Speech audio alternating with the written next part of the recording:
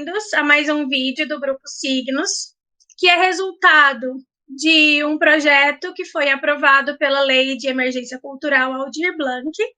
E hoje nós vamos falar sobre composição coreográfica com as professoras Conceição Viana e Flaviane Xandex. Eu sou a Thaís Aguiar, eu sou professora de dança na Prefeitura de Aparecida de Goiânia há 7 anos. Eu trabalho em uma escola integral, sou formada em Educação Física pela Universidade Federal de Goiás.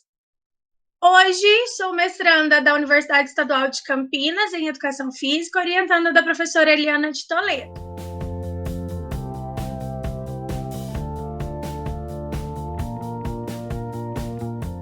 Posso falar um pouquinho sobre a história da dança e gostaria de falar da história da dança em Goiás nos anos 70, que foi a época, então, que eu comecei a fazer dança e também a trabalhar com dança.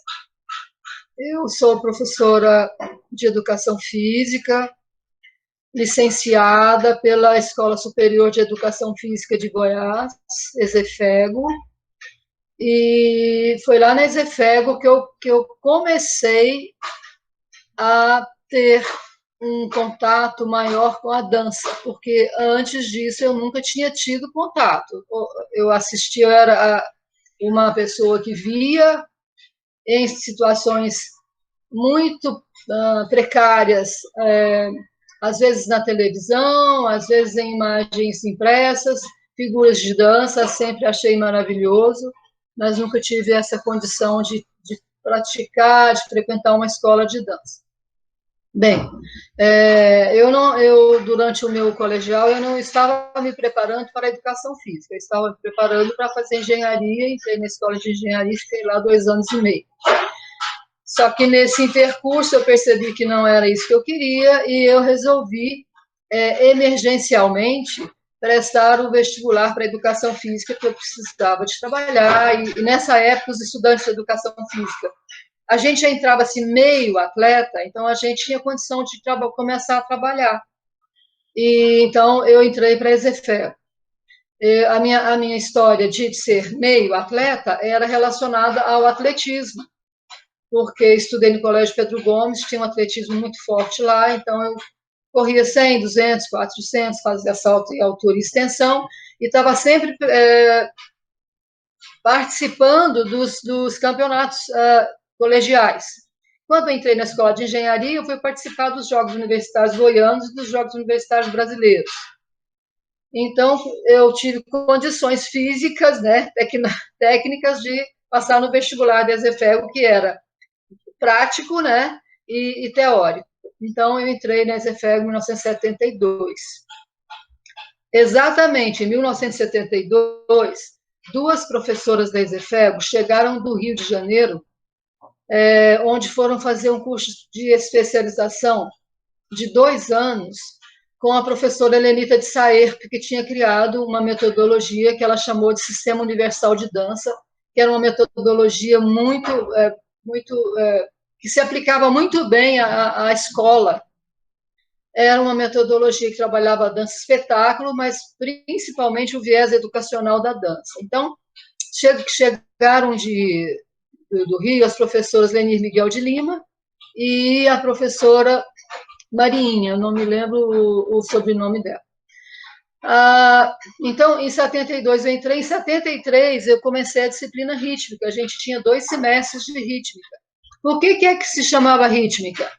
Se colocasse o nome de dança, ia ser uma revolução. Homens, estudantes de educação física fazendo dança, imagina isso em 1972, 73. Então, não colocaram dança, colocaram rítmica. E eu comecei, então, a disciplina rítmica e fiquei bastante interessada, gostei demais. Era um momento em que eu podia me expressar, era um momento em que eu trabalhava o corpo de forma diferenciada do trabalho do atletismo ou do basquete, que eu também praticava. E, por acaso, muito por acaso, em 1974, nós estávamos nos preparando para os Jogos Universitários Brasileiros entre escolas de educação física, que era fantástico.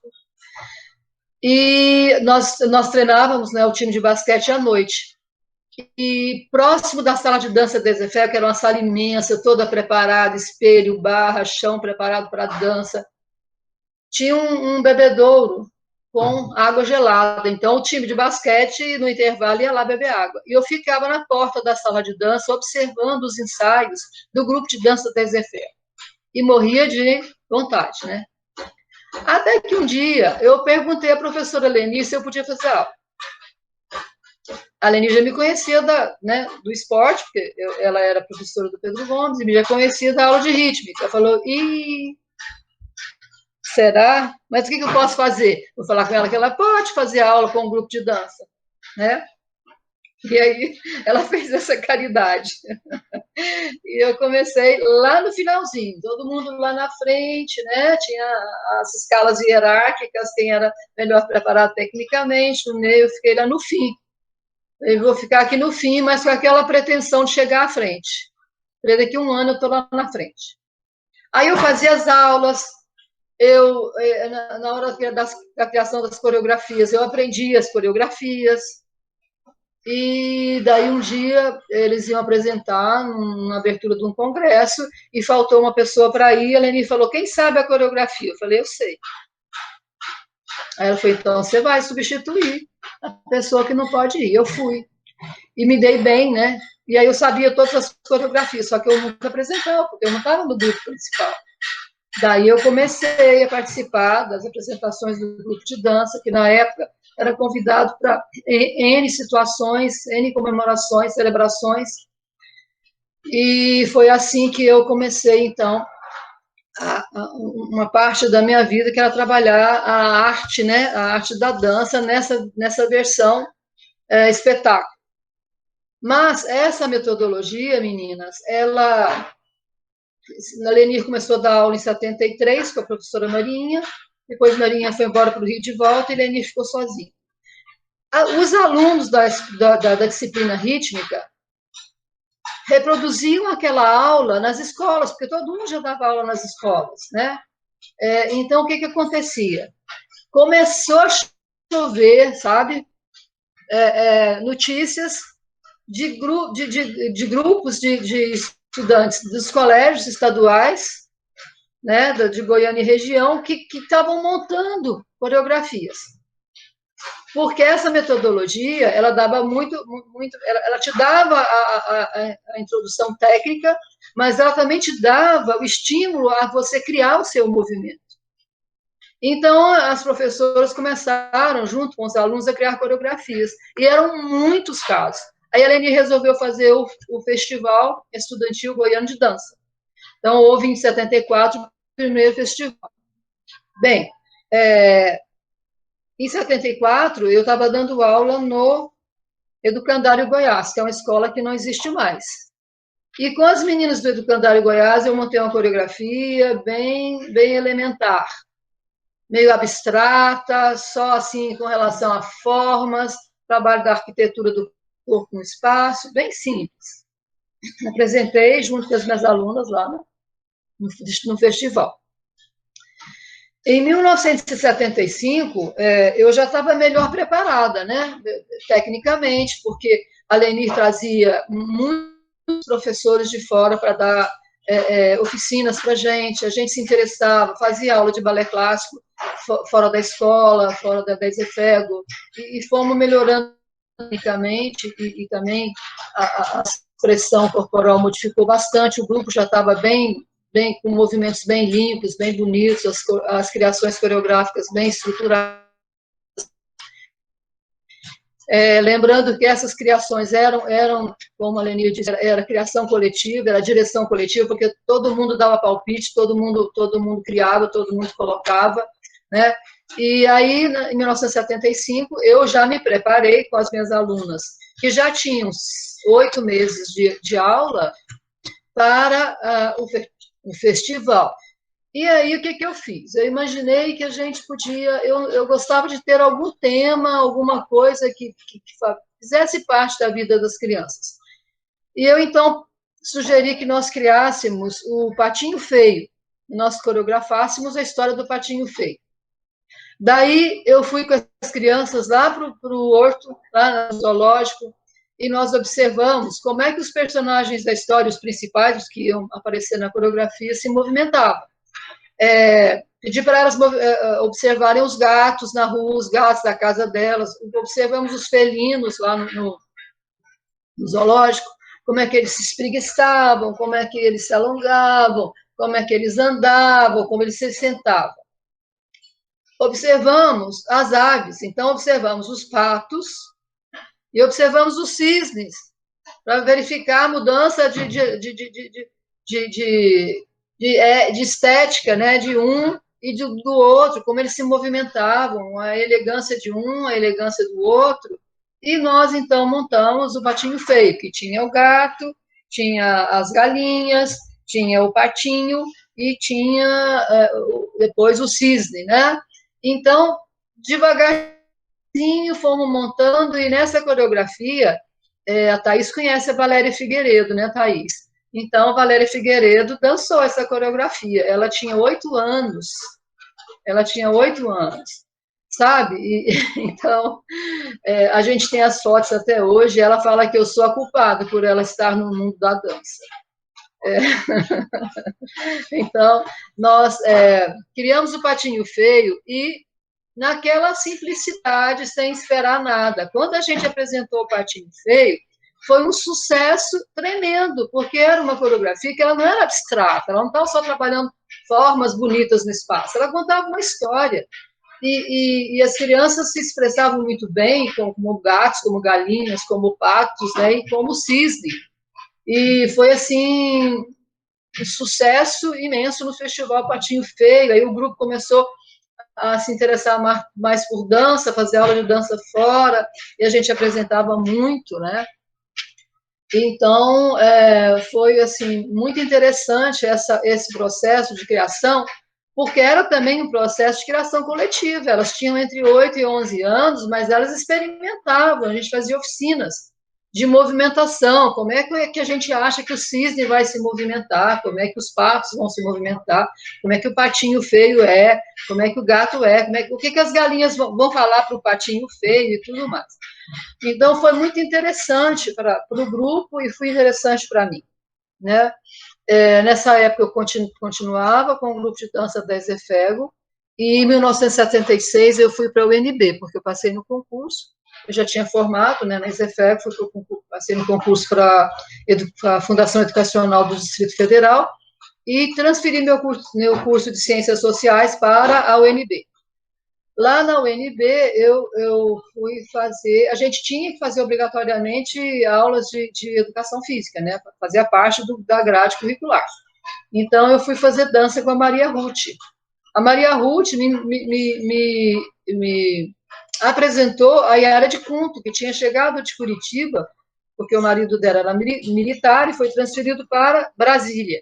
E a Yara de Cunto era do balé da cidade de São Paulo, depois ela foi para o Teatro Guaíra, dirigiu o Teatro Guaíra e veio para Brasília. Aí eu fui fazer aula com a Yara, que dava aula de clássico e dança moderna. Daí conheci José Santoro e aquele pessoal todo ali de Brasília da dança moderna. Em 77, eu precisei de voltar para Goiânia, porque meu pai estava doente, eu precisava dar uma força. E aí voltei a dar aula no colégio, no Educandário em Goiás. Montei de novo uma coreografia, porque todos esses anos, 74, 75, 76, 77, aconteceram os festivais estudantis goianos de dança. Eu montei uma coreografia, e nessa coreografia, a professora Neide, que é professora de yoga, e deu aula de dança e yoga na prefeitura aqui de Goiânia, muitos anos, agora ela está aposentada, era minha aluna, também seguiu esse caminho, né, esse rumo. Esses festivais, eles tiveram, assim, eles enraizaram uma geração em Goiânia, né, em Goiás, o gosto pela dança. E vocês imaginam que no último festival, 550, em torno de 600 pessoas, estudantes, dançaram, né? Então vieram pessoas de Anápolis e de Inhumas e de toda a região aqui e as escolas particulares, colégios particulares também começaram a participar, e dentro dessa geração que participou dos festivais estudantis, né, a gente tem a Cida Lino, que é um nome na dança em Goiás nos anos 80 e depois, né, dançou no começo da Quadra, dançou com Gilson Henrique, dançou em São Paulo com Vitor Navarro, e depois voltou para a terra dela, que é Anápolis, dirigiu a Escola Municipal de Dança lá. Nós temos Vanderlei Cavalcante, que é professor hoje na Bélgica e na França, de jazz e de afro. Nós tínhamos o Tarcísio Clímaco, que hoje é professor na Austrália. Então, são alguns nomes que eu estou lembrando, mas N pessoas aí que continuaram, né? E só para falar também da importância dessa disciplina e desse sistema, essa metodologia, por exemplo, onde Henrique Rodovalho começou a se interessar pela dança e pela criação coreográfica? Nas aulas de rítmica. Ele me falou que ele se descobriu bom demais para criar coreografias junto com um grupo de colegas dele. Então, tinha que criar uma sequência de movimentos. Quem criava? O Henrique, ele era bom nisso. Na época, eu lembro do Henrique, ele foi meu aluno, vindo de bicicleta para a Exefeb, pensando em ser ciclista. Então, essa metodologia, ela deixava aflorar nas pessoas a consciência de que elas eram criativas e ela estimulava pessoas de todas as gerações. Então, eu acho que no pouco trabalho que eu fiz, assim, de dar aulas de dança na escola, eu utilizei dessa metodologia, que tinha também uma formação corporal muito boa, o aluno desenvolvia habilidades técnicas expressivas muito interessantes, e era uma metodologia também que era muito importante na época, porque, não pela Helenita, mas pela Lenir, de que a gente devia estar ligado ao que estava acontecendo ao redor e de que a arte, ela fala o cotidiano das pessoas, seja o cotidiano interno, seja o cotidiano externo e ao redor. Então, o cotidiano social e político das pessoas estavam sempre envolvidas. Tanto que as criações do grupo de dança da Exefeb, que depois passou a ser grupo de dança da UFG, porque a Leni foi para a UFG para dar aula, elas tinham uma história, elas tinham um contexto. Por quê? Porque nós conversávamos entre nós que a história é feita por omissão ou participação. A arte, o artista, ele tem mais condições de ver o seu redor, e ele tem condição de criticar positivamente ou negativamente o seu redor. Então, essa metodologia, ela foi muito importante para toda uma geração, né? E ela teve, então, além das implicações artísticas, ela teve implicações socio-históricas, né? E culturais. E depois, na Exefego, eu voltei em 1994, prestei concurso para a disciplina Ritmo e Movimento, que depois se tornou a disciplina Pedagogia, Aspectos Pedagógicos da Dança, e depois, então, Dança 1 e Dança 2. Dança 2 como folclore e tal, e a Dança 1 como um sistema de dança. Mas aí eu já tinha, né, mistiçado o sistema universal de dança, com algumas coisas puxadas do balé clássico, porque a técnica e o vocabulário são universais, alguma coisa da dança moderna que hoje a gente chama de contemporânea. Então, comecei a utilizar todos essas ferramentas, né, para trabalhar os alunos. Porque a dança na educação física não faz muito sucesso. Os alunos da década de 90 e agora também querem ser professores nas academias e raramente alguém se interessa por se trabalhar e trabalhar o corpo na dança, porque a dança não trabalha só o corpo, assim como a educação física de forma geral, mas a dança propriamente dita, ela trabalha você internamente e trabalha o seu movimento e a sua expressão. Mas aí os alunos não se interessavam muito, e isso foi a grande tristeza que eu percebi. né? Os alunos já não estavam, a grande maioria, trabalhando nas escolas, estavam mais trabalhando nas academias, e não houve assim uma disseminação daquilo que poderia ter sido feito. As próprias escolas, nessa época, já não davam condições para os professores terem uma sala para dar uma aula de dança, e continuam não dando espaço, né? Espaço físico, espaço emocional para os professores de dança trabalharem. Então, o mercado, né, e o lugar de se ensinar dança ficou muito restrito, mas eu acho que essa coisa da coreografia e da montagem coreográfica, ela tem que estar, o professor tem que estar envolvido com dimensões éticas, que são as dimensões biopsicossociais, e com as dimensões estéticas, porque é uma arte. O movimento é uma arte, o corpo é uma arte.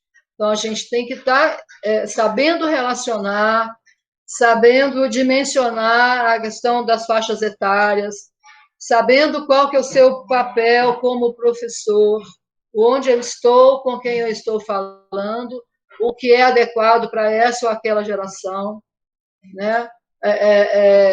Ter um pouco de senso crítico com relação aos modismos, né?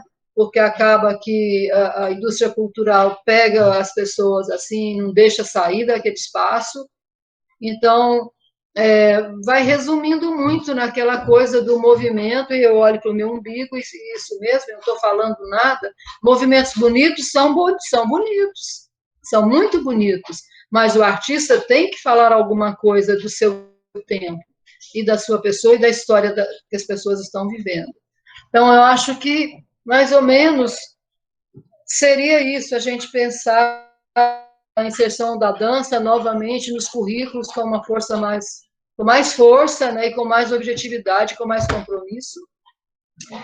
E pensar também na questão da arte dentro das escolas, a arte, a educação, e a dança e a educação nesse meio, com mais intensidade também, porque eu acho que seria um mundo que a arte cria um outro mundo, e pensar nas implicações, né, sócio-históricas que o nosso trabalho tem ao montarmos uma coreografia. E, por fim, a ideia de que a dança é um componente curricular também da educação física, e ela não pode ser deixada de lado nas grades curriculares. Primeiro, né, ver como a educação física, é muito bom ver como a educação física inspira a gente, né? No meu caso, aconteceu quase a mesma coisa, mas pensando na ginástica, né? Eu já conhecia a dança, já tinha uma vivência na dança, e aí eu entrei na educação física por causa da dança, e eu descobri a ginástica. Então, assim, saber que você não tinha uma história, uma vivência de dança antes, e a educação física fez isso, super interessante, né? Ver como que esse curso pode trazer esse tipo de coisa para a gente. Segundo, eu fiquei curiosa em relação aos festivais que você falou, esses festivais estudantis, você falou que depois veio bastante gente de fora de Goiânia, né? Esses festivais, eles eram competitivos ou era o estilo mostra de dança? O pessoal vinha, se apresentava? Como que funcionava esses festivais? Fala um pouquinho mais para a gente deles. Não era competitivo, era tipo uma mostra de dança. E os alunos, volto a falar da Valéria, ela tem até hoje o certificado. Todos os alunos participavam e tinham um certificado. Então, ela tinha lá 8, 9 anos, porque 74, 75 ela dançou, ela tem um certificado de participação. Então, não tinha primeiro, segundo, terceiro lugar. Não tinha classificação e não eram competitivos. Era aquele momento em que os professores traziam seus trabalhos e mostravam, e os alunos tinham, assim... Você não imagina a alegria e a satisfação dessas crianças e adolescentes ao participarem desses festivais. E o grupo de dança, a Leni fez isso assim, com o apoio do grupo de dança. Como a Michele hoje tem o apoio do grupo, Naquela época, a Leni tinha todo o apoio do grupo. Então, alguém ia para a iluminação, alguém ia para o som, alguém ia para trás das coxias para ajudar na organização, entrada e saída, alguém ficava lá na porta organizando. Então, todo mundo trabalhava. O grupo todo ajudava. E, a princípio, o primeiro festival, a Ezefego apoiou também. Naquela época, a Ezefego era uma autarquia, então ela tinha condição financeira para ajudar o grupo, ajudar a organização do festival. Quando fomos, né, o grupo foi para a UFG também dava todo apoio. E era realizado ali na Escola Técnica Federal, tem lá um palco, né, tem lá um teatro, não sei se vocês já foram lá, já dançaram, já apresentaram, acho que, não sei, porque isso é muito antigo, né? Então, o festival acontecia lá. Depois eu posso passar para vocês, porque a gente fez uma pesquisa sobre esse assunto, eu, a Jean e a Leni, com o intuito de reconstruir a história e construir a memória desse movimento. Porque se você não registra a história, ela passa, ela acaba. Você tem que registrar. Então, eu tenho um dossiê, eu posso passar para vocês, a Michelle até talvez tenha, mas, de forma bem resumida, a gente conseguiu escrever a história do grupo de dança, a história dos festivais, e na vida, a importância que esse movimento teve na vida das pessoas. Alunos, quanto alunos da Ezefego, que eram professores, quantas pessoas que participaram, muitos continuaram fazendo dança e sendo professores de dança.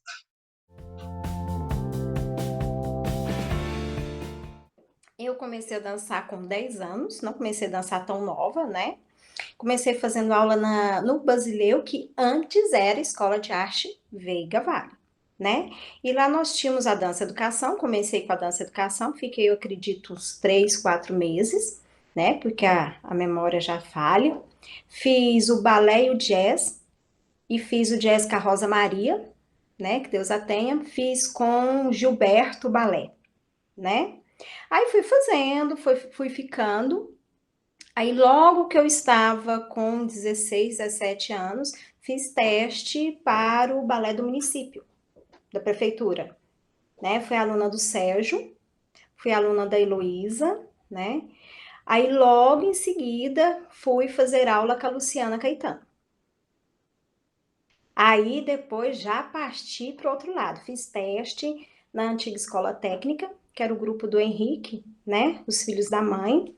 Passei. Também fiquei pouco tempo. Acho que eu fiquei 6 meses, né? E voltei de novo. Aí eu voltei a dançar no grupo que o Eurim tinha, que era o grupo Tribos. Aí, cargas d'água, nós vamos fazer teste de balé do estado. Passamos. Passamos na época que a Marlene Kenya era coreógrafa. Aí juntou aquela questão, ou você dança, ou você trabalha. Ou você dança, ou você dá aula. Aí volta aquela coisa assim, qual que era assim, vou usar a palavra sonho, né?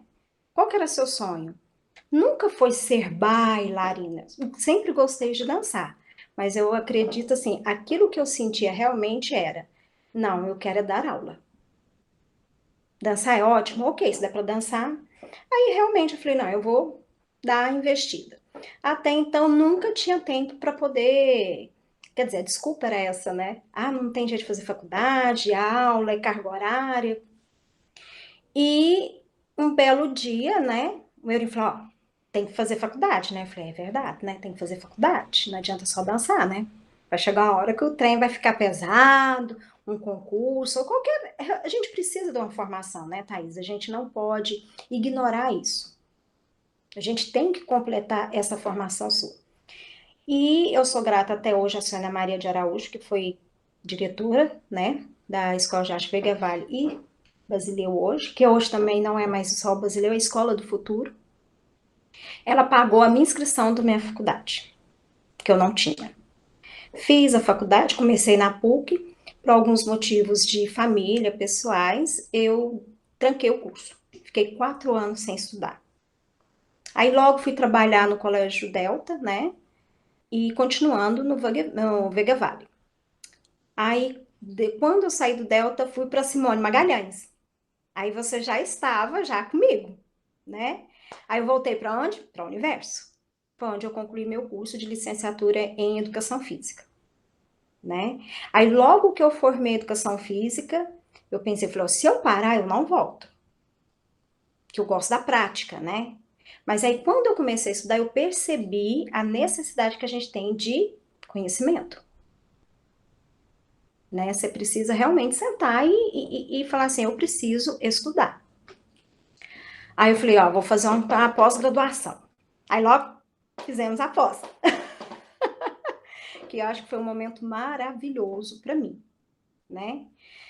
E nessa época ainda estava dando, né? Aí na época da pós, não, eu já tinha saído da arte movimento, eu já tinha vendido a minha parte, né, da sociedade, quer dizer, isso foi antes, vendi a parte da sociedade para poder concluir a faculdade, porque eu não sabia se eu trabalhava ou se cuidava de escola, e um professor, que eu sou grata a ele até hoje, porque ele me chamou a atenção da forma mais humana e carinhosa, que é o Ademir, que era professor de anatomia lá da Universo. E ele falou comigo, sim, sim, sim, sim. Na hora me doeu, chorei. Aí depois de passar uns 2, 3 dias, eu falei assim, nossa, ele teve muito amor por mim. Aí eu fui lá e, bom, o jeito deve terminar a faculdade, né? Então eu sou grata a ele até hoje, né? E serei grata eternamente. Aí terminei o curso. E nesse meio tempo aí eu fiz o curso de habilitação técnica em dança contemporânea e balé clássico, né? E nesse intervalo teve esses cursos, né, de composição coreográfica com Mário Nascimento, até esqueci o nome dela. Já fiz curso com a Regina Sal, então tem todos esses cursos complementares de formação, né? E comecei a dar aula de jazz e dança educação no Vega Vale, hoje Basileu, Escola do Futuro, e logo foi. Depois de 10 anos ministrando aula de balé e jazz, aí eu inventei, não sei da onde, da aula de contemporânea. Ah, mas eu já dancei, né? Então vou dar aula. E a gente acha que é assim. Ah, porque eu dancei, eu posso. Não, você pode, né? A partir do momento que você estuda. Aí o que que acontece? Fui criando, né? E logo vem as dificuldades. Aí você percebe, realmente eu preciso adquirir conhecimento, eu preciso fazer aula, eu preciso conhecer, eu preciso dialogar com outras pessoas, né? E comecei a dar aula de dança contemporânea. E dentro da dança contemporânea, eu sempre gostei muito da dança moderna, né? E nós fomos até para o Rio fazer o curso, né? E todos os dias aí eu falava assim, todo ano eu vou de novo fazer o curso de dança moderna no Rio. Vou porque eu gosto de Graham, eu gosto de Horton, né? Eu olho para as fotos e falo assim, gente, que momento maravilhoso, nunca fui tão dedicada. Não matei um dia de aula. No dia que matou, ficou 2 horas para ir para a praia, 2 horas para voltar, um dia. Mas estava bom. Eu acho que foi ótimo, uma semana. Foi maravilhoso. E dentro disso, começou as pesquisas, né? Aí logo eu comecei a mudar. Porque dentro da minha trajetória, dando aula e coreografando, eu sempre me posicionei como: eu crio e monto. Crio, pronto e acabou. O tema é esse, né? E com o passar do tempo, você percebe que não é assim, não existe uma verdade absoluta. E você começa a perceber que o seu corpo e o corpo do outro existe uma grande diferença. Que a sua percepção e a sua sensibilidade é diferente do outro, não é? Aí às vezes você chega lá e quer fazer algo e o trem sai. Aí o aluno não, o bailarino, ele não responde da forma que você deseja. Aí eu quero assim. Fulano. Aí tem aquela questão também, né? Dentro de uma turma tem um aluno que consegue conversar com você. Tá? Isso faz isso pra mim. Gente, faz igual a fulana. Por um lado, isso é muito bom. Pelo menos você tem um aluno que consegue dialogar com você, né? Esse bailarino também. Mas aí você percebe que não basta ter só esse bailarino que dialoga. Você fala assim, não, tem alguma coisa que está errada. E a gente tem que admitir e aceitar que você precisa evoluir. E dando aula, aí eu fui lá para a escola da prefeitura, onde eu falo que foi uma grande, eu acho que foi uma grande mudança na minha vida, né? Eu entrei em, como eu não sei a palavra correta de dizer. Não é transe, sabe? Eu comecei a questionar algumas coisas. E pessoais também, né? Aí você começa a se questionar, você começa a se cobrar, muitos dias de insônia, muitos dias sem trabalhar, né? E você começa a falar assim, mas o que eu faço lá em outro local não cabe aqui. Se não cabe nesse espaço, então eu preciso melhorar. Não é eles que têm que mudar. Eu não posso impor a forma que eu dialogo com dança, a forma que eu vou dialogar com composição. Então, eu, como mediador, eu que preciso melhorar. Aí foi onde eu falei assim, vamos começar a pensar como que eu vou criar. Aí, sabe quando você imagina e fala assim, olha, eles têm muito mais a contribuir do que eu tenho que contribuir para eles. Aí você começa a perceber que o seu bailarino te traz muito mais bagagem do que você. Você propõe algo, você media isso, mas eles podem mediar, eles podem contribuir de outra forma, porque todos eles têm outras vivências. Aí hoje eu pensei, eu falei assim, cara, eu tenho um aluno que trabalha com teatro, eu tenho um fulano que trabalha com música, eles podem agregar muito mais do que eu. Aí foi quando, né, eu participei de um projeto na prefeitura de dança e educação, e o projeto era para falar sobre o cerrado, e eu desenvolvi um trabalho com eles sobre os troncos tortuosos do cerrado. Ai, gente, eu nem acredito, assim. E foi o trabalho que eu queria fazer pro lá da pós-graduação. Aí a orientadora falou o quê? Não. Vamos fazer uma revisão. Eu chorava todos os dias. Não vou fazer. Eu falava, eu não consigo. Eu quero fazer. Ele falou assim, amiga, então, pega isso e guarda. Eu falei, nossa, mas ela falou que preciso documentar. Eu já tenho. Precisa da autorização. Eu já tenho, tem tudo. Ele falou, não é para ser. Eu aceitei, né, que doía mais, doía, né, doía menos, aceita. E fiz a minha revisão lá, o artigo. Não muito feliz, mas ok. E com o passar do tempo, Thaís, aí eu percebi que eu não sou a mesma pessoa depois que eu trabalhei na prefeitura. Não sou nada. Eu sou totalmente diferente. E eu sou grata a esse momento, né? Eu falei, Yuri, muito obrigada. Eduquei, por ter feito eu entrar em neura. Me questionar como profissional, me questionar como educadora, como mediadora, e me obrigar a estudar. Porque aí você tem que começar a caminhar para outros lugares, né? E comecei a fazer mais leituras na área do quê? Da neurociência, comecei a fazer mais leitura na área da psicologia e da antropologia. Coisas minhas mesmo, eu comecei a estudar. Vou ler esse artigo, vou ler esse livro. E lá no curso técnico, né? Que aí lá no Basileu eu comecei dando aula para essas turmas de jazz e balé. Já dei aula de sapateado. Já invoquei de querer dançar danças urbanas durante um ano, mas eu dancei e apresentei também lá no fundo, claro. Não sou louca de querer dançar na frente. Não, para mim lá no fundo tava ótimo, eu tava tão feliz lá no fundo. E as pessoas não entendem isso, né? Eu só queria dançar. Eu não quero aparecer, mas foi ótimo, uma vivência maravilhosa. Aí eu falei, ó, você dá aula de jazz, você dá aula de balé, você dá aula de sapateado, você dá aula de contemporâneo. A gente não consegue fazer tudo. Porque senão você vai fazer mal feito. Porque você não vai ter tempo para estudar. Aí eu falei, ó, eu vou trabalhar com balé com crianças, que eu gosto de trabalhar com criança, minha paixão é criança mesmo, gosto muito. E as pessoas falam, mas você quer dar aula para criança? Eu falei, quero, gente, eu gosto de criança. Por incrível que eu amo criança, eu adoro dar aula para criança. E vou continuar com o curso técnico. E até então não era curso técnico, eram as turmas FIC, né? A turma de contemporâneo. E minhas turmas eram assim, eu era doida, né? Eu chegar, gente, vamos fazer isso, gente, vamos fazer aquilo. E com o tempo, os meninos começaram a perceber que o processo coreográfico, ele foi até mudando, né? Eu tenho uma turma que até hoje tem alguns que falam assim, nossa, eu amo Frida por causa de você. Você falava tanto em Frida, Frida, Frida, Frida. Eu falei, eu amo Frida, realmente. Incrível que pareça, aquele mesmo preconceito que existia sobre os homens que faziam dança na década de 70 continua. Eu deixei de trabalhar com a disciplina dança já tem alguns anos, já deve ter uns 6, 7 anos, Michele talvez saiba melhor, mas esse preconceito continua, tá?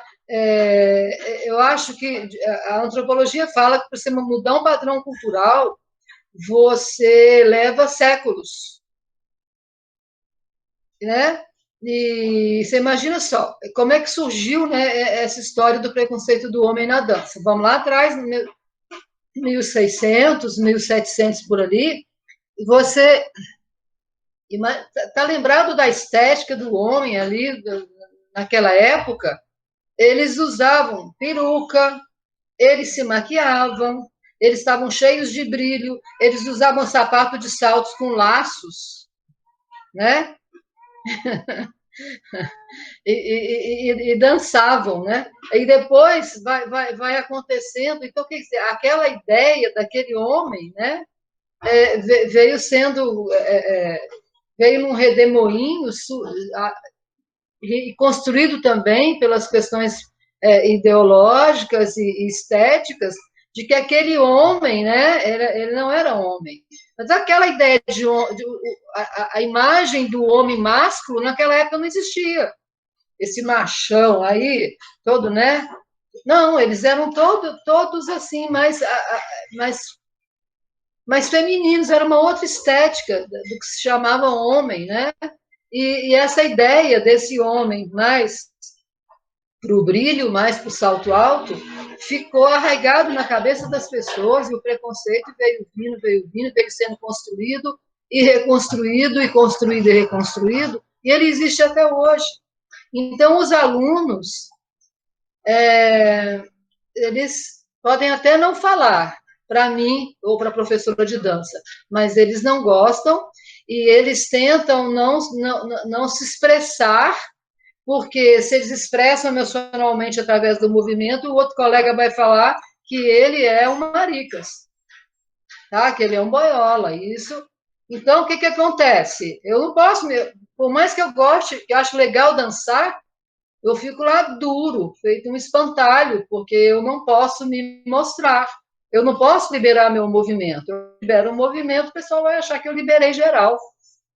Aí a turma do machismo vai cair matando em cima daquele colega. Então, o que acontece? Há um compromisso com a imagem, né? Eu sou um rapaz, eu estou fazendo educação física, fazendo dança, mas eu não posso me expressar, não posso liberar o meu movimento.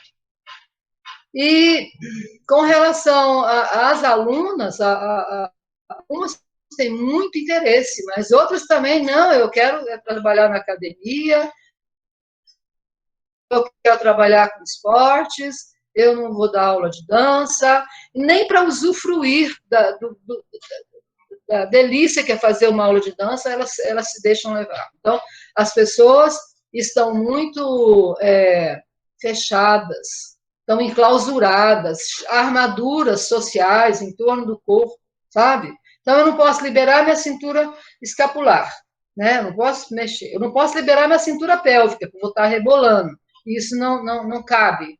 Isso não é do bom tom, do bom comportamento. Então, eu vou me movimentar o quê? Vou dançar o quê? Só o dedinho da mão? Impossível. Então, o que acontece?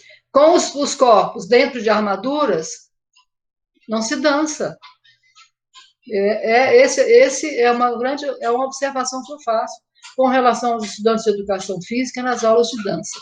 Alguns, poucos, que já saem de lá rotulados, né, porque tem rótulo para todo mundo, se expressam na dança e continuam na dança. Outros desistem logo de cara. As pessoas não conhecem a história, não conhecem a matriz cultural delas. A nossa matriz cultural, o judeu-cristianismo, ali no Antigo Testamento, e mesmo no Novo Testamento, não é falado no Novo, mas as pessoas dançavam. Os povos mais antigos dançavam, os judeus dançavam e dançam hoje em todas as situações, né? Mas o cristianismo vem sendo modificado aí de determinada época para cá, e aí criou-se também essa barreira, né? E também a questão da sujeição do corpo da mulher, né? Então, a mulher tem que ter determinados comportamentos quando no grupo social que não pode, ela não pode liberar o corpo dela ou o movimento dela, porque esse corpo está em suspeição, ele é suspeito. O da mulher, pela questão da sexualidade e da sensualidade, e o do homem também por causa do preconceito em cima do homem que dança. Então, o que acontece? O corpo está fechado em todos os locais.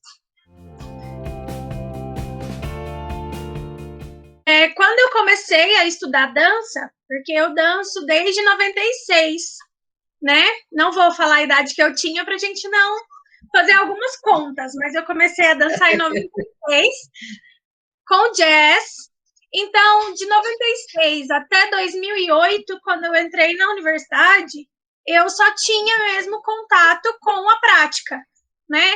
Aí eu fiz jazz, eu fiz balé, e só.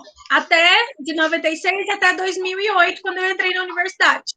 E aí, em 2008, quando eu comecei a estudar dança, e aí foi quando, em 2009, eu mudei de escola de dança. Aí eu tive contato com a dança contemporânea, inclusive a Flaviane foi a minha primeira coreógrafa de dança contemporânea, professora de dança contemporânea. E aí eu comecei a conhecer um pouco mais sobre a história da dança, né? E a primeira pessoa que me inspirou, assim, foi realmente, como a própria Flaviane falava, a louca da Isadora Duncan, né? Que foi um belo dia, se, né, arrancou a sapatilha, tirou os tutus e eu não quero mais dançar do jeito que o balé clássico, né? E aí veio toda aquela história da dança moderna. E aí, estudando mais um pouquinho, aí eu conheci Cunningham, e Cunningham me inspirou muito quando eu comecei a coreografar, quando eu comecei a trabalhar mesmo com dança, né? Que aí eu fui estudar um pouquinho mais a fundo como que Cunningham fazia, e aí falava bastante que ele mudava a coreografia no palco, né? Assim, olha, gente, ó, o espetáculo é esse, mas vocês vão dançar nessa ordem. Eu falei assim, meu Deus, que pessoa maluca, mas maravilhosa, né? Então eu inspirei bastante em Cunningham. E também depois, na pós-graduação, já na especialização, eu conheci um pouquinho sobre William Forsythe e os métodos de Forsythe, né? E aí, aquela coisa, então, sempre quando eu ia descobrindo alguém diferente, né, a minha inspiração ia mudando e eu fui trabalhando de uma forma diferente. Então, você vê como, às vezes, uma história ou uma pessoa muda o jeito da gente trabalhar. Olha, então, tenho muita admiração pelos coreógrafos e professores aí do final dos anos 80, a turma do Judson Church, né? Mercy Cunningham, William Forsythe, Trisha Brown, Twila Tharp, mas a Pina Bausch, nossa, maior admiração. Mas como a época que eu vivi era outra, e o começo todo lá, gosto muito da Martha Graham, a questão do contraído, do abrir, expandir. Gosto muito da Mary Wigman, né? Que foi uma lutadora ali contra o nazismo, né? A força que ela tinha, e ela era muito mística, e agora o nome da professora e da coreógrafa me faltou, depois eu acho ela, é uma americana também, que ela trabalha muito a elevação e a queda, o equilíbrio e a perda do equilíbrio. Ah, agora Doris Humphrey, tá? Então, essas pessoas com as quais eu tive mais contato, inclusive com relação à história da dança, né, da dança moderna. E quando eu estava em Brasília, a embaixada dos Estados Unidos no Brasil, eles abriam a videoteca e a cinemateca dela para as pessoas assistirem espetáculos de dança de todo esse pessoal que eu falei aqui. Filmes sobre a Isadora, alguns, né, tinham poucos filmes sobre a Isadora, mas a Isadora, a Martha Graham, a Ruth Sandenis e o Denis Shaw, a, a Doris Humphrey. Também tinha o pessoal do expressionismo alemão, né, que na época tinha uma forte influência em cima de nós, que vivíamos uma época de ditadura, né? E a gente percebia que a arte, que o corpo era um lugar de estar gritando também, né? Então, mais ou menos esse pessoal. O pessoal mais novo aí da dança chamada agora contemporânea, eu acho lindo, gosto muito, mas o pessoal que eu mais conheci, em termos de técnica, que eu tive acesso, foi esse pessoal mais antigo, então, da dança moderna, tá? Então, eu acho que aí é a elevação e a queda, é a perda e o encontro do equilíbrio, é a contração e o relaxamento, né? O fechar e o abrir, e da Martha Graham, e a mística política da Mary Wigman, né, de confronto através do movimento, e era um movimento assim muito forte da Mary Wigman. Tinha que ser, né? Tinha que ser, né? Do Kurt Joss, e aquela época toda, aquele pessoal todo ali. O que era Frida? Eu fiquei apaixonada, aí eu fui atrás da Frida. Nunca mais larguei a tal da Frida. E eu falo que, assim, foi a Frida que eu falo assim, ó, qual foi o artista? Hoje é Frida. Porque quando eu tô em crise, que eu preciso crise, que eu falo assim, gente, como que eu vou compor? Eu preciso pensar em alguma coisa, até para dar aula de balé. Quando eu não estou assim, eu vou lá nos livrinhos da Frida, pego a bibliografia dela, pego os quadros, vou ler, verdade. Eu não sei como que é isso, mas eu consigo me centralizar quando eu começo a estudar Frida, né? Até por isso que eu falo mesmo, Frida é meu objeto de pesquisa, né? Fala, mas você vai estudar a Frida. Eu falei, não, não é só a Frida. A Frida existe mil opções, né? Frida é tudo, né? Frida é físico, é emocional, é tudo. É histórico, né? E logo que depois da Frida eu comecei a pensar nisso. Claro que existe alguns momentos, claro, se eu dou aula de jazz, eu não vou colocar tanto trabalho de laboratório. Porque até mesmo as crianças, até que criança sim, criança ela tem uma aceitação melhor em relação ao laboratório, a dinâmica. Os adolescentes nem tanto, né? Então, quando é uma escola particular, até de jazz, nem todos estão dispostos a isso. Então, você tem que estar introduzindo algumas coisas bem devagar, né? Bem homeopática. Vai um dia uma coisinha. Por quê? Eles estão errados? Não. Eles nunca fizeram. Não é do dia para outro que eles vão gostar. Aí foi quando eu vi que eu comecei a mudança, né? Vem Frida, aí depois vem a participação lá, essa vivência na escola. E eu comecei a mudar, né? Então, assim, e antes eu não era muito aberta. Ah, falei, vamos fazer sobre isso. Ah, tá. Aí eu já saía pela tangente. Eu já dava um jeito de mudar. Coreana, né? O que eu posso fazer para mudar? Eu vou tentar colocar isso aqui, eu vou sair disso. Por quê?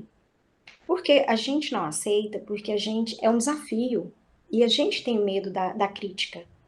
E assim, mas se eu não conseguir criar algo interessante, hoje eu não estou preocupada, né? Porque a arte é sua. Não cabe a mim falar que o seu trabalho não é bom, né? E eu falo isso para meus alunos, olha, é muito fácil você falar assim, olha, o trabalho do fulano não é bom. Você sabe qual foi o processo? Você sabe o que está por trás daquilo? Então a gente não pode julgar. Então hoje eu, igual, participei de muitos festivais. Chegar ao ponto de ficar nervosa quando não ganhava. Misericórdia. Mas isso é necessário a gente passar. Mas hoje, não quero. Não quero participar de festival, de competição. Não é meu ideal hoje, né? Hoje eu penso que a arte ela transcende muito mais. Eu acredito que todos podem dialogar. Cada um compõe, cada um dialoga da forma que ele acredita. E a minha verdade não é absoluta, nem a verdade do outro. Cabe a nós a respeitar. Então, eu acho isso interessante, Thaís, sabe? A gente contribuir para essa formação de plateia. Você vai para festival, é muito feio, não é? É muito, muito feio. Tá vendo? Aquela fulana não sei o quê. Tá vendo? Fulano não sei o quê. Ai, que coreografia brega. Ai, que música é isso. Ai, que roupa. Ai, sempre criticando. E não é Sempre o uma... deslize do outro que é o motivo da conversa e não o que ele fez de bom, né? É sempre É, assim, porque o figurino da fulana, a maquiagem da ciclana não foi bom o suficiente. É sempre o não que atrai a questão da conversa. Eu concordo plenamente que essa formação de plateia seja assim importantíssimo e desde o início eu trabalho bastante com isso na escola, né? Porque essa nossa cultura é muito assim. algo, e se alguém questiona você, você acha ruim. Nossa, mas a sua roupa não ficou boa. Como não? Mas você pode falar do outro? Então, hoje, até nas minhas aulas de balé infantil, eu falo para as meninas: é importante você elogiar a outra, né? Eu sempre tiro 5 minutos para que elas possam conversar, elogiar. Eu sempre estimulo elas a se respeitar, né? Hoje, assim, não que eu não pensasse que não poderia fazer isso, mas não era de uma forma tão pontuada. Hoje eu pontuo muito, sabe? É uma questão de pontuação mesmo. E outra, respeitar o limite de cada um. Ninguém aprende igual o outro. Isso é fato. Você não é igual, eu não sou igual a você. Mas isso não significa que eu não vá aprender o que você aprendeu. Pode levar um tempo? Pode. Mas não significa que eu não vou ser competente, né? Então, não que eu não fazia isso antes. Mas às vezes a gente passa por cima de certas coisas quando a gente é mais novo, quando a gente é mais imaturo, a gente não tem o conhecimento, a gente não se abre para o mundo, né? E hoje eu falo mesmo para alguns alunos, eu falo para eles assim, olha, mas eu não consigo, eu não dou conta. Eu dei essa palavra, não dou conta. Não dou conta não existe. Eu não consigo hoje, mas eu vou tentar. Não sei, de acordo com a minha vivência, quando eu achava mais fácil, primeiro, ter um tema, porque a partir do tema, né, você vai fazendo seus insights, você vai fazendo seus exercícios, você vai fazendo as suas descobertas, para ir criando frases, né, uma coisa assim bem didática, de acordo com o tema, e você vê o tema de uma forma total, global. Aí você vai criando, trabalhava com as minhas alunas assim, a gente ia criando frases, por exemplo, lá no Patinho Feio, a turma toda criou movimentos do gato no diálogo dele com o patinho, né? Então, a partir daquela criação ali, daquela oficina que a gente fez, para trabalhar os movimentos do gato, que estava na história, estava no tema, a gente selecionou algumas para fazer uma frase de movimento que ia ser apresentado na coreografia na hora do diálogo gato-pato.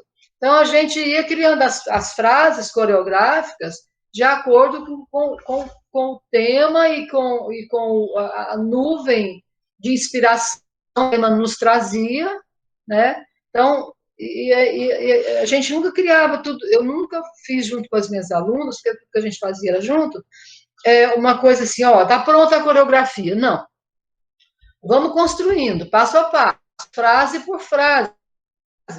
E, inclusive, naquela época, eu não tinha, como ainda não tenho, conhecimento de teoria musical,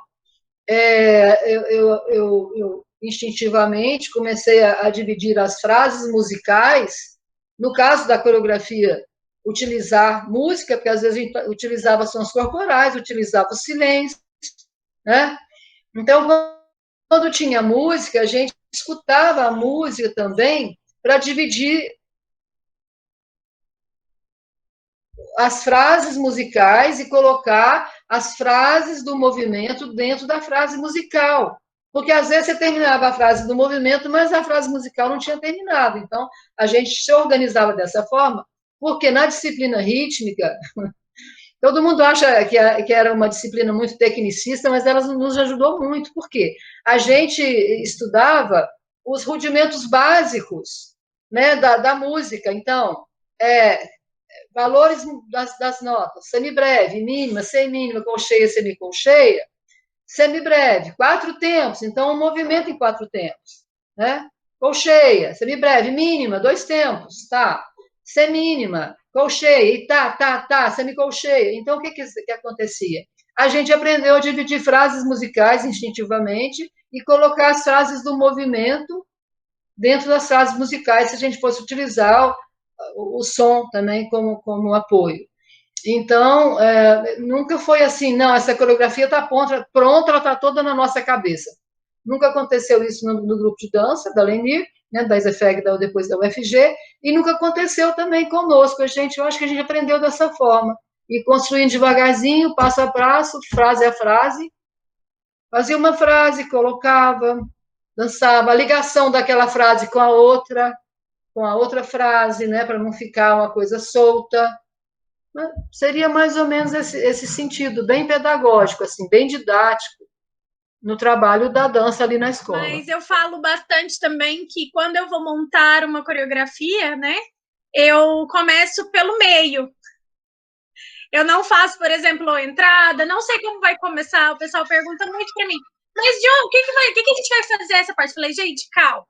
Então eu escolho o tema, escolho música, e aí eu começo pelo meio da coreografia. A Juliana, não, gente, vamos esperar um pouquinho, depois a gente vê como que a gente entra, depois a gente vê como que a gente faz essa introdução. Então eu faço ali o meio da coreografia, igual você falou, em pedacinhos, e aí depois eu vou pro final, a última coisa que eu faço é a introdução, né? Que aí eu vou saber, qual vai ser o contexto, onde que a gente vai apresentar. Nós vamos apresentar, é um espetáculo, é uma coreografia, vai entrar um por um, a gente tem tempo de preparar. Então, eu sou assim, meio. E todas as minhas coreografias são assim, Conceição. Eu começo pelo meio, eu monto o meio todinho, aí eu penso o final, aí depois eu volto e faço o início. Eu sou bem metódica nesse ponto. E também gosto, e com relação à metodologia, né, como montar, depende muito de onde eu estou, né? Quando eu comecei dançando, era assim, a professora, a coreógrafa, montava a coreografia e a gente refazia, né? Como no balé clássico e tal. Então, até de 96 até 2008, foi assim que eu aprendi que era feita dança. E em 2008 para 2009, eu comecei a ver que existiam outras possibilidades. E aí eu entrei na escola da Simone Magalhães, você deve conhecer a Simone. E aí eu comecei a dançar no corpo de baile da Simone com a Flaviane. E aí, logo assim, 2 meses que eu estava fazendo aula de dança contemporânea, Thais, você vai fazer um solo. Eu nunca tinha dançado um solo na vida. E assim, eu era do jazz e tinha um ano que eu estava na faculdade fazendo ginástica. E aí, então, eu era muito travada, sabe? Você vai dançar assim, tudo, tem aquela travada. E aí, a Simone tinha a coreografia tinha a ver com réptil, essas coisas. Então, eu precisava de um tronco mais, né? Aí ela pegou, eu lembro que ela pegou um tecido, jogou no chão, pediu para que eu colocasse as mãos ao lado do tronco e falou: eu quero que esse tecido, que estava bem aberto, fique uma bolinha. E você não pode colocar as mãos. E eu falei assim, meu Deus, o que eu vou fazer, né? Eu comecei a ficar parecendo uma minhoca lá no chão, até eu conseguir juntar. E aí, ela virou e falou assim, agora você vai transferir isso para sua coreografia, porque você fez várias e várias vezes, agora você já sabe como que você vai fazer, né? E aí eu fiquei encantada com aquilo, porque eu nunca tinha imaginado que o meu corpo, um movimento que eu fizesse, poderia, né, levar para parte da coreografia. E não somente aqueles movimentos pré-existentes que eu tinha visto até então com o balé e com o jazz. Então eu achei aquilo um máximo, né? Tinha ali os meus 19 para 20 anos, eu achei aquilo maravilhoso. E eu aprendi bastante nessa época como bailarina, né? E levei muito isso para a minha vida dali em diante. Então, eu tenho esses métodos, mas, assim, por exemplo, na escola, com essa iniciação, essa fase, eu não consigo trabalhar tanto essa composição coreográfica horizontal, esse trabalho coletivo, até porque as crianças ainda não têm um repertório motor. Mas eu tento sempre, quando eu estou ali montando uma coreografia, fazer com que um ou outro, né, que às vezes tenha, né, a gente sabe que tem uma criança que às vezes tem mais um contato, né, que outras, que elas colaborem com a coreografia, porque eu falo bastante que quem vai dançar não sou eu, quem vai dançar são eles, né? Até quando eu levo para os eventos também que eu coreografo da mesma forma. Então, com a colaboração de todo mundo, para a gente ter uma coreografia mais variada.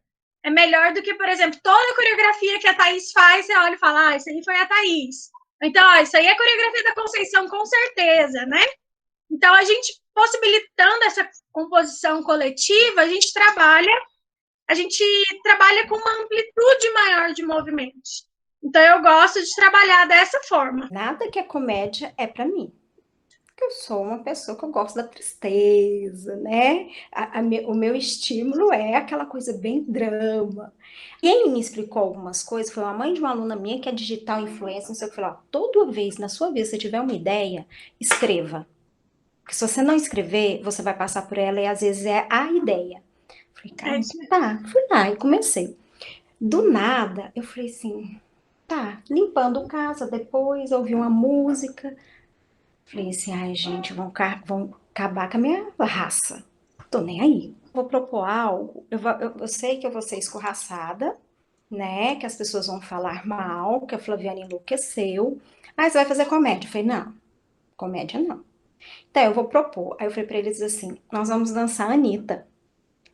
Eles riam da minha cara. Eu falei, gente, pode rir mesmo, eu também ri. Porque eu precisava sair da minha zona de conforto, Thais. Eu precisava sair da minha zona de conforto. Isso aí onde? Lá no Basileu? Bem, acabaram comigo. Eu preciso sair da minha zona de conforto. É muito fácil eu coreografar drama, porque eu gosto de drama. Peguei o show das Poderosas. Meu Deus. Aí, coloquei todo mundo pra aprender o show das Poderosas. Você vai fazer? Não, eu não, gente, você dançar isso, não. Aí tinha uns 2, 3 alunos que amavam a Anitta. Eu falei, vem cá, meu filho, pega essa coreografia. Passou. Gente, o povo passava na porta e falava assim, isso aqui é um curso técnico de dança contemporânea. O povo fala, mas isso é música da Anitta. Eu falei, não, gente, se você quer entrar também para dançar, pode entrar. Aí eu fui dividindo. Aí, assim, é igual eu falo do processo coreográfico. Não tem nada pronto. Meu processo eu sento, eu fico olhando. Aí eu pego o caderno, vou lá e anoto. Eu posso fazer isso, eu posso fazer aquilo, isso, que pode puxar para isso. E foi quando aí eles falaram assim, falei, agora, o que eu fiz? Peguei todos os, né? Vocês vão dançar em cima, em alto, no médio e no baixo. Agora pega essa coreografia e deita, decúbito ventral, dança a coreografia. Você tá doida, Flaviana? Falei, é para dançar o show da Poderosa deitada. Aí eu gravava, tudo eu gravei. Aí eu falo assim, gente, tudo que é gravado, vocês não podem expor, vocês sabem que isso é crime, isso é um processo. Então isso aqui é para nós. Quando estiver pronto, vocês podem divulgar, podem colocar até no YouTube se quiser. E eu comecei, aí eu pegava. Ó, isso aqui vai. Aí até que chegou uma hora que eles falaram assim, agora nós vamos dançar. Aí eu consegui uma música de uma moça, e eu pesquisando no YouTube. Você sabe como é que é difícil que eu Porque não adianta, às vezes você escolhe uma música, eles não conseguem. Aí a gente é egoísta, eu falo assim, eu escolhi duas. Aí eu falei, ai, tomara que a que eu gostei, eles gostem. Aí eu achei uma moça que toca só, como é que fala? Só violão, sabe? É extremamente poético. Ela dá uma outra conotação, ela dá uma outra, sabe? Você ouve a música e fala assim que não, é funk, gente, isso aqui é... E é lindo, o povo olhou e falou, onde você arrumou isso? Foi meu filho.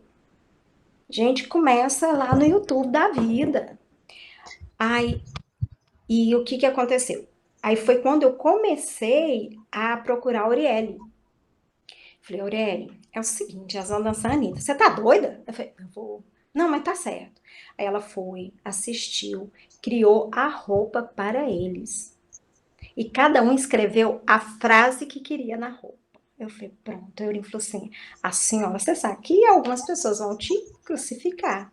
Eu falei, você não falou que a gente precisa questionar? A gente pega o que é de Uhum. positivo e negativo, transforma isso. O que, que eu posso melhorar então? Gente, até a Simone falou assim: isso não é da Fluviana, não, é? E foi o show das Poderosas. E eles ainda cantaram. Eles começaram a cantar. Eu tive que viajar, quem ficou responsável por isso foi até o Eurim. E eles falaram assim: Fluviane, foi tão bom, porque o povo na plateia cantava. Eu falei, gente, pronto. E o povo, eu falei, pronto. Não sou eu que tenho que dizer se tá bom ou tá ruim, ou fulano. Você ficou bem? Você se sentiu dançando bem? Dancei. O que, que o povo... Nossa, o povo interagiu e o povo dançava na cadeira. Eu falei, pronto. Alguém conseguiu absorver alguma coisa de bom, né? Pluvioso também. Ai, gente, o caso pluvioso é lindo. Você sabe que eu gosto de usar a mesma música 2, 3 vezes, né? Aham. Quando eu gosto, eu gosto. Já dancei 2, 3 vezes a mesma música. Nossa, essa também não tocou. A moça tocou ao vivo. E teve um aluno que não quis dançar por questão da religião. Porque ele falava que Caso Pluvioso, que é de Drummond de Andrade, que fala sobre Maria, né? E ele Uhum. conseguiu interpretar que Maria era Maria, mãe de Jesus, da igreja. Aí eu respirava, falava assim, tá, é a interpretação dele e eu tenho que respeitar. E ele não aceitou dançar, Thais. Não dançou. E a Mas gente, por questão de respeito, tem que aceitar, né? tem que respeitar. Não E ele pode falou, impor. não pode. E assim, foi um trabalho, assim, eu falo da composição quando você fala do vertical e do horizontal, né? Do coletivo lá. Eu acho que foi o processo que eu acho que se eu contribuir em questão minha movimentação individual, eu acho que contribuí 10%. Foi totalmente coletivo. Não, mas Frida também foi, mas nossa, é muito bom. Ah, eu gosto, né? Frida é dramática. Então Frida é vamos. seu sonho de consumo, né? Mas ainda vou realizar o que eu quero. E a gente fala assim, pra quê?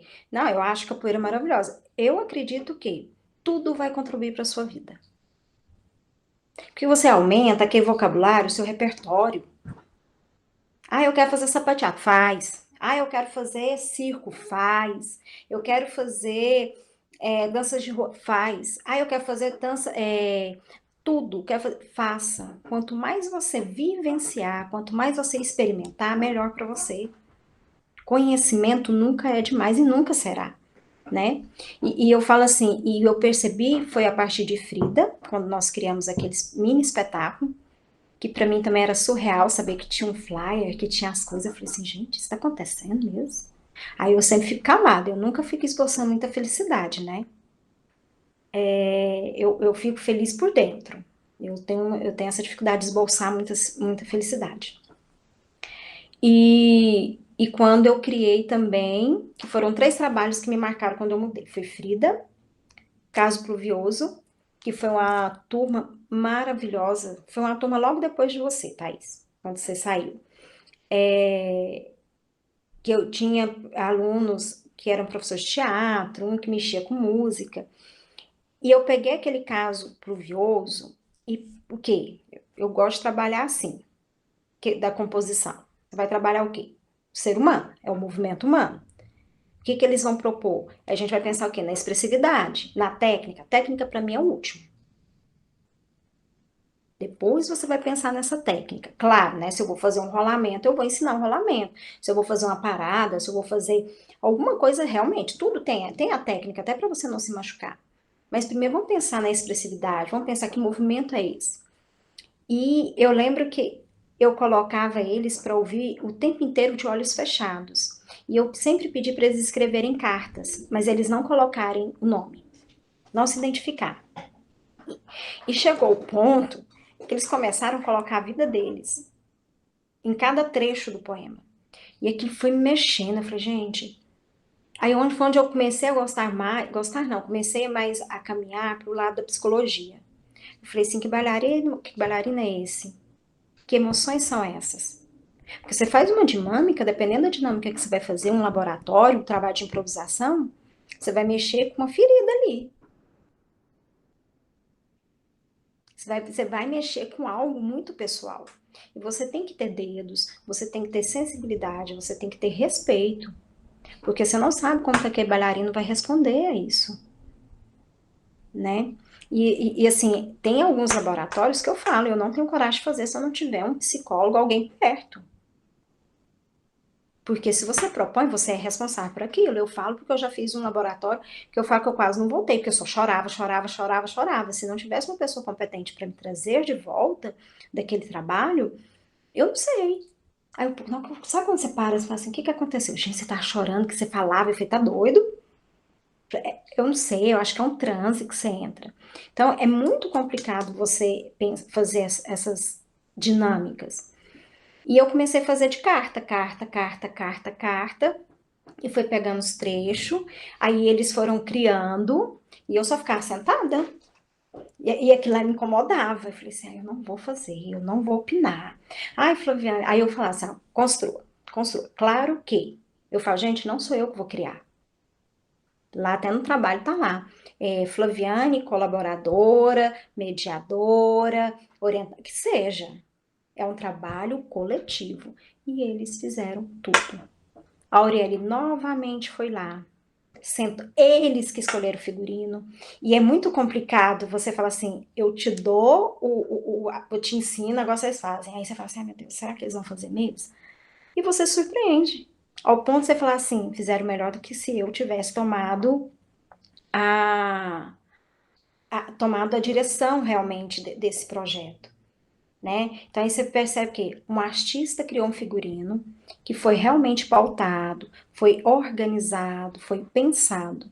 E eles falaram assim, o que que a gente vai fazer? Eu falei, gente, o que que vocês acham de uma música? Aí assim, davam umas loucas. Eu falei, gente, onde eu vou arrumar alguém para cantar? Ó, professora, eu sou pessoa de teatro, mas eu posso fazer isso. Eu falei, então você vai dar a dinâmica. E ele ia lá, e os meninos respeitavam. Falei, o que que você acha disso? Falei, o que que você acha se a gente fizer isso? Aí eles, e essa movimentação? Falei, o que que você acha se o pé passar para lá? Aí eu colocava os outros colegas, é mesmo, o pé para lá. Então eles coreografavam.